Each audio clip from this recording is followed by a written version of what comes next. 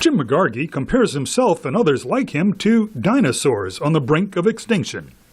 He is a traditional photographer confronted by the threat that digital technology poses to the creation of images in a darkroom. There's a physical difference between a silver print and a digital print. There's just a physical difference to it. It's something not many people think of. With a silver print, that's actually an etching into paper, into a silver layer, okay, that's embedded into the paper. With a digital print, it's ink on paper. McGarky says the Kodak bankruptcy is not the end of the world for darkroom photographers, at least not yet. He says plenty of supplies are available, although some products have been discontinued.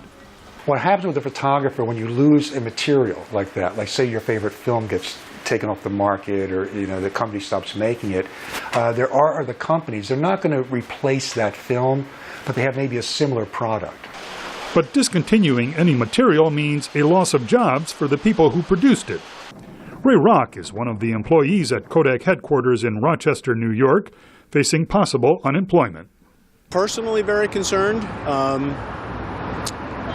I still need a few more years before I can get full retirement benefits. We'll see what happens.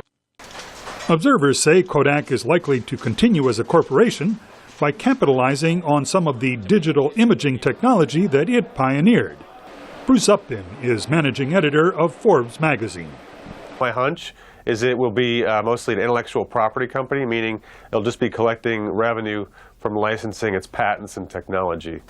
Jim McGarky says he can create a fine art print in less than an hour.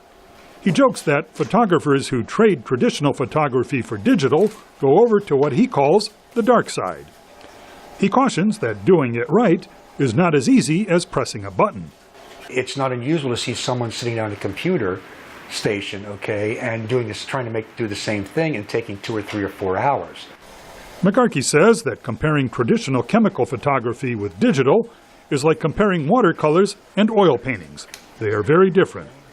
This dinosaur is hoping for a continued supply of traditional products to prevent his extinction. Peter Fedynsky, VOA News, New York.